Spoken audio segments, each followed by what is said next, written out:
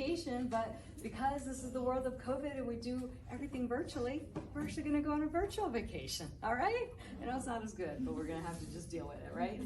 Okay, so I'm gonna have everybody just kind of join me in this virtual experience, and if you're so inclined, feel free to close your eyes, because honestly, I won't know if you're really getting involved in it or if you're just taking a nap. So, you know, that's fine. All right, so just let's kind of do this together. Now you're just gonna imagine your feet planted in the sand. Warm sand between your toes, it feels really good. The ground feels very, very safe.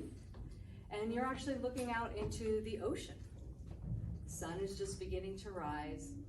You're seeing a little bit of orange and red, a little bit of yellow in the sky. There's a cool breeze. Now you're starting to see the sun come up. Now the sky is turning a little more turquoise and blue. And all of a sudden you catch a glimpse of the horizon. Now that horizon, it looks so expansive, so limitless, just like the possibilities are with entrepreneurship. And for some people, that vastness and that limitlessness makes them really scared and nervous. But for the entrepreneur, it kind of just sets up a little bit of excitement in the pit of your stomach, because it's exciting. You know, there's a lot of possibilities, a lot of things that could be done once you're an entrepreneur. Now, it's funny because, you know, we're planners. Entrepreneurs are always pretty good at planning. So, you know, you're planning for this journey, you plan it way, way ahead of time. And, you know, you've mapped out the distance from point A to point B. You know exactly how long it's going to take to get there. You've already got food, plenty of water, plenty of fun snacks for this journey, and you're feeling very prepared. So at that point, you're just kind of take one last look at that comfortable, safe land behind you, and you just muster up the most courageous voice that you can, and then you say to yourself, I got this. And then you set off into that journey, into the ocean, onto this entrepreneurial journey. Oh, I just realized that I was like, I don't have my, I was like, oh, darn it. We're doing our visualization exercises that I'm challenged.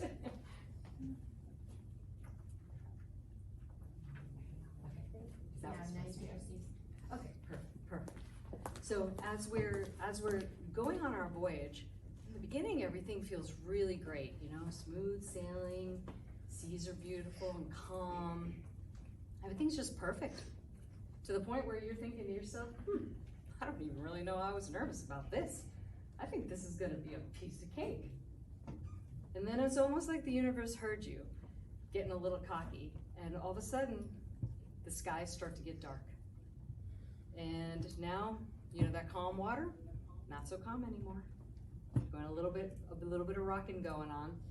And now the waves are getting bigger and bigger. Now that boat's rocking. And all of a sudden, some of that food and water just went overboard, along with some of that courage that you had before. So now you're starting to feel a little bit of panic, because you're not really sure what's gonna go on. I mean, you thought you had planned for everything, but you didn't really plan for this. And the panic is starting to build, you're trying to keep it under control, and just when you think you're about to just freak out, you just see this glimmer of land way in the distance, and you say, oh my goodness, I'm actually going to make it. I can make it from here to there. And I tell you, that's exactly what entrepreneurship is like. It's really the courage of somebody fearless, setting out, leaving something very comfortable, and going out into the unknown and venturing into that territory.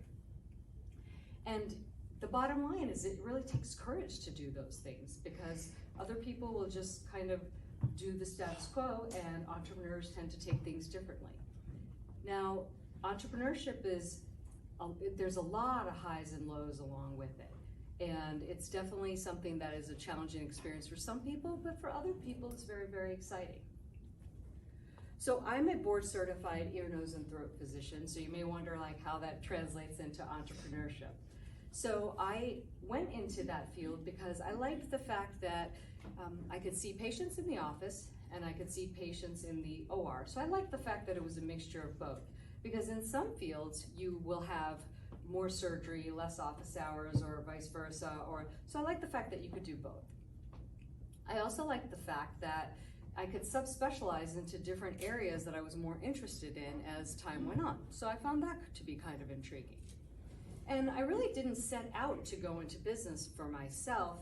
It just kind of happened that way. And the end of my residency, everybody was obviously doing their interviews for job positions for when they got out of residency. And I had interviewed with quite a few practices. But one of the practices that I interviewed with, I really liked. I felt like it was a good fit. I liked the staff. It seemed like it was run very well. And I was super excited, so I went home and then I waited for the mail to come, hopefully for my offer letter. Yes, because we had mail back in the days. We didn't get an email, so we had to wait like 2 weeks to get something, and you're sitting there wondering and wondering.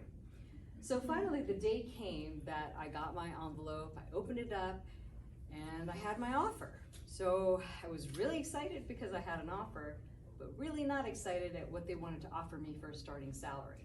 Because I just spent 4 years in medical school and 6 years in a surgical residency that was not easy. And mind you, I just saw the guy who was going to hire me drive off in a car that cost more than he was willing to pay me the first year. And I sat back and thought to myself, wait a minute. He has a car worth what he's going to pay me for my first year in practice. Maybe I should do this by myself. That was when that first thought entered my mind. I mean, I knew it was gonna be hard, but I thought I could figure it out. So, and it was around that time when another opportunity came up, and I'll kind of go into that later, but it really just opened the door for me to be an entrepreneur. So entrepreneurship has, you really need a lot of skill sets to be an entrepreneur. But I feel that there are 3 that are probably the most important. And the first one I would say is courage. Let's see if I can use this properly. Is it here? I don't know how to use this. Usually. You just can point at me and I'll click it for you. Okay, perfect. Yeah, I'm technically challenged. No. I may be an entrepreneur, I know how to start businesses, but I don't know how to use a computer apparently. So the first one is courage. Fearlessness is not the absence of fear, it's the mastery of fear. Ariana Huffington. Now, believe it or not, I didn't know this, but Ariana grew up in Greece. And one day she came home and she decided that she wanted to go to Cambridge. So it doesn't seem like that big of a deal, except for the fact that number 1, her family didn't have a lot of money. Number 2, she had never been out of Greece. And number 3, she didn't even speak English. So now all of a sudden that becomes a challenge. So that day, Ariana made the decision that she was going to learn English, she was going to go to Cambridge. That set the stage for her future success. At this point, she's authored over 15 books. She's on Time Magazine's 100 Most Influential People's list, and she's also on Forbes' Most Powerful Women's list. I feel like things turned out pretty good for her making that one decision to go to Cambridge because it led to everything else. So in that same way, I felt like, you know, with this practice that I interviewed with, I thought, you know what? I feel like I'm courageous to start something on my own, so, you know, maybe I'll do it. And that's how it started. Because I had a different vision. So although I liked the practice I interviewed with, I had a different vision in mind for not only my employees, but for my patients. So at that point when this didn't work out, I thought, maybe I really go build what I see in my mind for what I want as my medical practice. And what I wanted was not to just be a boss to my employees. I wanted to be more of a mentor, more of a leader. And I wanted to help them grow professionally. Even if that meant that they grew professionally and decided that they didn't want to be with me anymore. I was okay with that. Because I like the idea of mentoring people and having them be the best version of themselves. So, and that's what I did. Over the years, I mentored many of my employees. Many of them actually wound up taking different positions within my practice, just getting promoted. Maybe they started as a receptionist. I actually had one receptionist who wound up being my office manager for a little over a decade. So I watched her grow and grow. She wanted to stay, so I kept teaching her more things, giving her new responsibilities. And you know, she was a great employee, and she grew professionally, and it was satisfying not only for her to grow, but it was satisfying for me to watch her grow.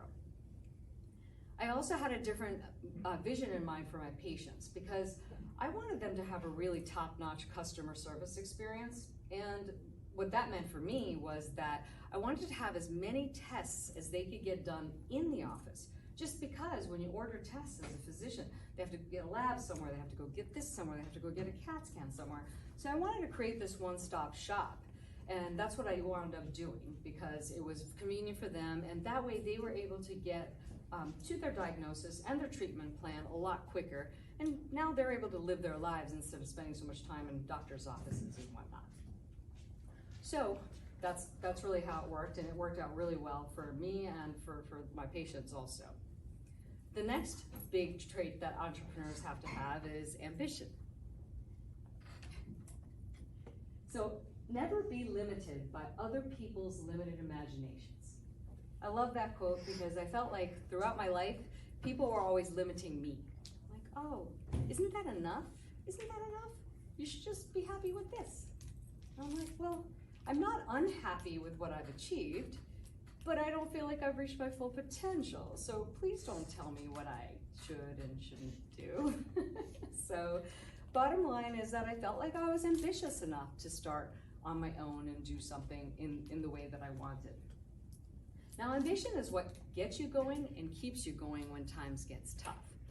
But, sometimes too much ambition can be a double-edged sword because there are times where people have so much ambition, me included, that you just spend so much time on your professional development, and then what happens is there's an imbalance between your personal and professional life. And that can be not such a great thing. So one of the things I do want to say about ambition, it's such a great thing to have in your career and as far as it comes to your studies and all that, but it is also very important to be well-rounded, to do things that bring joy into your life. So as I got older, I started to recognize that there were other things that mattered to me. So I started to play the piano. I actually probably started playing the piano in my 30s, and because I wanted to play for Elise and I wanted to play the full version, and I did that. Then I did singing for a while, took singing lessons, took guitar lessons, I drove a race car for a while, and now I'm working on a black belt in Krav Maga. So ambitions can be a lot of different things, not just professional. And then the last big trait that entrepreneurs should have is resilience. At least I'm not the only one technically challenged. Others that are really So on the other side of the storm is the strength that comes from navigating against it. Raise your sail and begin. And I love that quote. It kind of goes along with our little entrepreneurial journey into the ocean.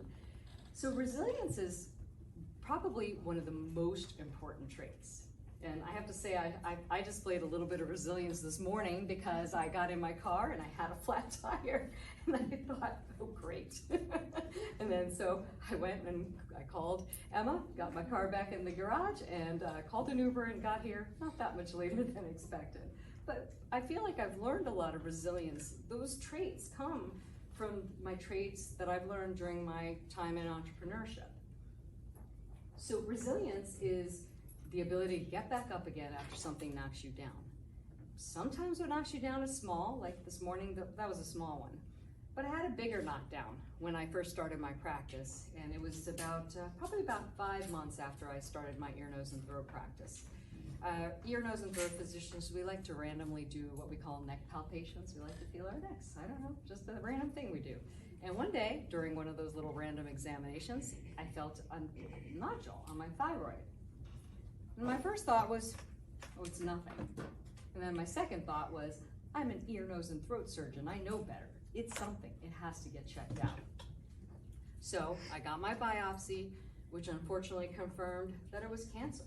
I was 33 years old. I was not expecting cancer. So that was a big knockdown. And so I had to get my thyroid removed, and I had to stay in the hospital a couple of days because my calcium was borderline low. And then I was really proud of myself because I talked to my surgeon, who's an ear, nose, and throat physician just like me, and I said, I know what I'm doing. I know my calcium is borderline low. I can go get it checked in the morning, so let me go home. I didn't want to stay in the hospital. So I was very proud of myself that he saw it my way and let me go. Well, the next morning was not a routine trip to get blood work. It was an emergency trip to the emergency room because I woke up in the morning, my calcium had dropped very, very low overnight while I was sleeping. And I woke up with something called circumoral paresthesias, so like tingling around your lips. And I knew what it was. I woke up and I thought, uh-oh.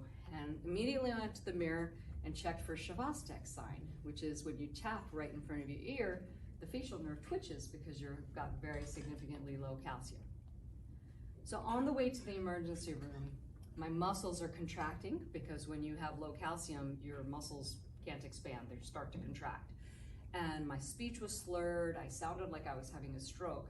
But somehow I had the wherewithal to call the hospital and the emergency room and say, it's me, I am on my way in, get me an amp of calcium gluconate ready. I'll be there in 10 minutes. I walked in, my favorite nurse was standing there waiting for me, and I've never been so happy to get stuck with a needle in my life. Because as soon as that went in, it was like my muscles calmed down, and I was like, oh my God, I'm going to live. So that was my most significant knockdown. After that, I think everything else was probably difficult, but not quite that challenging. You get a health diagnosis, something like that, so early in your life, it really changes your perspective on life for sure. So because of my years in entrepreneurship, I've learned many, many lessons, and I would say probably one of the biggest ones I'd like to talk about is that timing is everything. Because when I first started my ear, nose, and throat practice, the timing was absolutely perfect. There was a doctor that had been there for probably 20-something years who had just left the area. And when he left, there was a very big need for another ear, nose, and throat physician. So I literally walked into the town, and this was the opportunity that had come up around the time where I got that low ball offer that I wasn't thrilled about. And next thing you know, I'm starting my own practice, and it was busy the day I opened the doors. My first day in practice, I saw 10 patients. And then after that, it just kept getting busier and busier. I moved out of that location within the first year. I added other diagnostic tests to my practice. I started focusing more on voice, minimally invasive sinus surgery and voice procedures and things because that was my special area of interest. I added a med spa not too long afterwards. I created my own skincare line that was non-toxic, no harmful ingredients because of my thyroid cancer experience, because as an entrepreneur, when you have something bad happen to you, I think you want to just immediately turn it around and do something good because of it. So that was my whole reason for creating the skincare line. So that timing was really, really great with that. So, there's a little bit of luck involved in being someplace at the right place in the right time. Now, the opposite of that story is about 15 years later, I had decided to, it's probably almost 20 years later, I had decided to open a freestanding medical spa. Because I had the medical spa in my ear, nose, and throat practice before. And so I had this vision of just opening up this big medical spa. And so I literally found the place that I wanted, signed the construction agreement, and all of that. And 2 weeks later, hello, pandemic. And I thought to myself, okay, this probably won't be so bad. It'll probably last a few weeks, like some of these other things, maybe 2 months. It's fine because, the construction process is going to take a while anyway. But let me tell you, that was the biggest nightmare I've ever had to endure. Construction kept getting delayed because there was supply chain issues because of COVID. Our construction got delayed by 3 extra months. So instead of taking 3 months, it took 6 months, which really chewed up a lot of my capital. And we weren't making money during that time. And then because COVID never really went away, there was one variant, the next variant. We would see spikes in business when things looked like they were going to be okay, and drops in business when there was another variant that came out. Well, that emotional roller coaster was a little bit much for me, and that was the point where I decided I had to close. Now, up until then, I had been successful in every business venture I had, so I really kind of thought I was untouchable. Again, cockiness. The universe sees that, and it shows up and lets you know not to be cocky. So I got that. I understood that very quickly, but it's okay because I also truly believe that everything happens for a reason, and all these so-called bad things are not necessarily bad things. They're just maybe life sending you off into another direction. So the other big lesson that I learned was do what you do best and outsource the rest. So as far as knowing what you do best, it's a little easier when you're older. So you guys are young, maybe you know some of the things, but maybe not all of the things. there are some really great tools that you can find to assess what your strengths are. There is a strength finder analysis that you can find online. I do believe there's a fee for it, but it really asks a lot of in-depth questions about you, and so you can determine what your strengths and your weaknesses are, which is actually really beneficial. Then personality tests are really important too, because there's a certain type of personality that does well as an entrepreneur and as their own boss, and certain personalities that don't. So two of the ones that I've taken that I feel are useful are the Myers-Briggs and then the Enneagram. So, you know, I think everybody should take those. Myers-Briggs is free, it's like online, and it's a free 16 questions. It's a pretty quick and easy one. Enneagram is a little bit longer, but those are great tools to find out who you are and what you can excel at. But the real reason is that, you know, we cannot be good at everything. So it's most important to use your strengths and leverage those strengths to get you to a successful place. And it doesn't mean that we can't do all the things. It just means that they're just going to be things we do better. So for example, I can fold sheets. Well, I can fold flat sheets, but when it comes to fitted sheets, I fold fitted sheets. I have watched probably 25 YouTube videos on how to do it. And I tell you, every time I fold a fitted sheet, I'm in like in a sweat. I mean, I've done surgery with less stress than that. So I'm frustrated, I'm breaking out into a sweat. So basically I've determined that it is really not worthwhile for me to get myself all frustrated folding a fitted sheet. So I leave it for somebody else to do that does a way better job than me. But in that same sense, there are going to be things that maybe you can do, but they frustrate you to a point because you don't enjoy them, that it removes all your ability to do anything else for the rest of the day, which is what happens when I try to fold sheets. That's what I don't do anymore. So find those things that are not good for you and find somebody else to do them, which leads me to my next thing.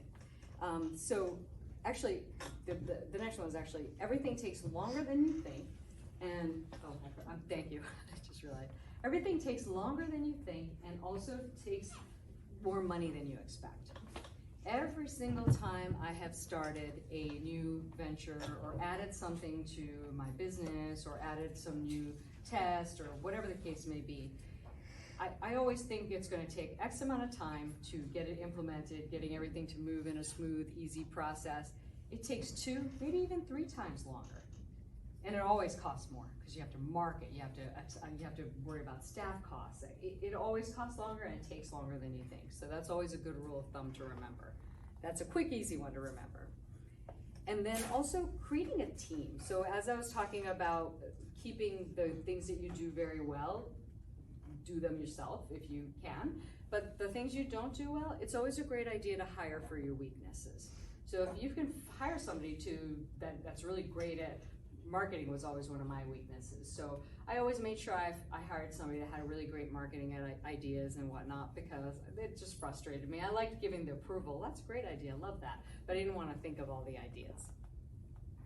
And then also, you also learn way more from what doesn't work than what does work. So again, I have to say that all those years that things were going well in my practices and everything, I definitely learned things along the way, but there's this element of you're so happy that things are going great that you don't deep dive into problems. Once you start having problems, like I did in that business with COVID hitting and all that, I tell you, I was looking at those numbers so closely, I was looking at every little detail so closely. I learned more from that experience in that 1 year of that experience than probably 20 years of the other experience. So it's funny how it changes based on whether it's going well or not going so great. So I have a couple of bits of advice for all you young possible entrepreneurs out there. The first one is to find out your why. Have you guys heard of the book by Simon Sinek? It's called Start with the Why. It's a great book. For anybody who's thinking about starting a new business or whatever should read that. Because really it's about what gets you excited, what you're passionate about. Because the last thing you want to do when you're starting a new business is just do it because it pays well. That's not a good enough reason, because entrepreneurship and starting your own business is very time consuming and will take a good portion of your time and commitment. So it might as well be something that you're very, very passionate about. The second thing is to choose a business that kind of fits the lifestyle that you're wanting to live. And granted, that could change over time, because first of all, when I started my ear, nose, and throat practice, you know, I was in a point in my life where I was raising my children and, you know, being stationary, being in an office setting, having a, like, I'm gonna say 9 to 5, but it wasn't 9 to 5. Life was good at that point because of my situation. Well, after a while, that got to a point where that wasn't really what I wanted anymore. So when I made the decision to close down that business, I've always wanted to professionally speak, and I just felt this was the time in my life I could actually do it, because now my kids are grown. I like the idea of traveling and meeting new people and going to different places and speaking. So all of a sudden that fit my lifestyle. So it's always good if you keep those things in consideration when you decide on what kind of business that you want to start. The third one is to get mentored and to shadow that person. So let's say, I'm just gonna throw out an air conditioning business just for sake of an analogy. Let's say you're interested in the air conditioning business. So the best thing to do would be to find somebody who's in that business, talk to them. What do they like about the business? What do they not like about the business? But when you hear the answers to those questions, don't just hear them, think about them from your perspective. You know, just if they say, I don't like being on my feet all day, well, you may like being on your feet all day. So maybe that's not an issue for you. Maybe they don't like something else, but it wouldn't bother you. So whatever those things are, just listen to them with a grain of salt, and then put yourself in that perspective and see if those likes would be your likes, if those dislikes would be your dislikes. They might not necessarily be that way. And then also shadow them, spend some time with them, because sometimes it's really great to see that day-to-day experience of what it looks like, because somehow we imagine things one way and then reality tends to be very, very different. Even glamorous things. When you look into the lives of glamorous people, I remember when I used to think that being a model would be fantastic. But then I look at them sitting there getting their hair and makeup done for hours, and I think, I can't even do that. I can't sit still for that long. So, you know, it seems glamorous till you actually live their life. And then I like to eat, so that wouldn't work. The other, and then also read plenty of business books. That's a real big one, because I love reading business books. That's when I knew I was really set out for entrepreneurship, because I can't stop reading business books. To this day, I'll read any business book I can get my hands on. If somebody says that's a great book, I'm gonna have a stack waiting to be read on my bookshelf. And I do use a Kindle, but I also like regular books. I'm dating myself. The other big one is to have another stream of revenue, because some ventures, again, in my ear, nose, and throat practice, I got really lucky. I didn't have to have another source of revenue, but some business ventures may take some time to get going. And if that's the case, it may be that it's starting to take down your personal resources and whatnot. So you want to have another revenue stream. Now, there are people who get funding from venture capitalists and whatnot, and they have plenty of money to spare, but most small businesses don't get that kind of funding. So if that's the case, you know, make sure you have a nest egg for yourself personally and for the business professionally if it needs an influx of cash. Because remember, I already said it always takes longer and costs more than you think. So that's a hard one to deal with. And then last but not least is take care of your physical and emotional health. This, I think, is the one that most entrepreneurs tend to forget about. They get so focused on their business and building it that they forget quite a few things, like taking care of themselves. And I mean taking care of yourselves physically by obviously getting exercise, getting proper sleep, nutrition, and all that, but also emotionally. You know, I like to have some time during the day to process what all happened during that day. So those are really important things to think about, you know, because then you actually can look at where you are, kind of really keep track of where you're trying to go and what you'd like to change in the process. So we've already talked about a couple of different things with entrepreneurship, and I guess at the end of the day, we have determined that it can definitely be wonderful because it gives you the flexibility and the freedom to design and create something that you absolutely love, something that's done in according to the vision that you have. So those parts of it are wonderful. The parts that are not so easy is that entrepreneurship is a challenge.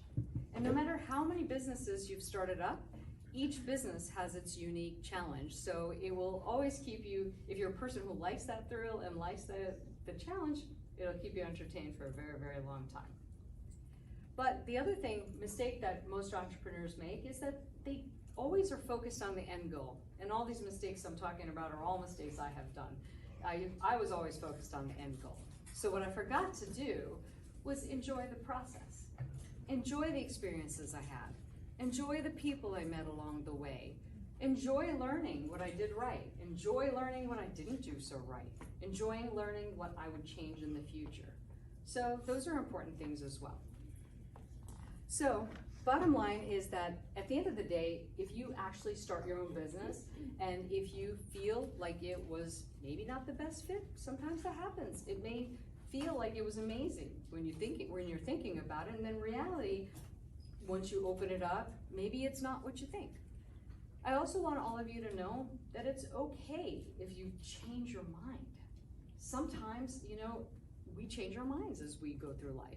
And if that's the case, it's a little harder, or maybe a lot harder, to get out of a business that you've actually opened. But it's not impossible. I mean, it's definitely harder than just putting in your resignation, but it's not impossible. So definitely keep that in mind. So there's a lot of opportunity and a lot of great things, but there's some caveats that we need to watch for.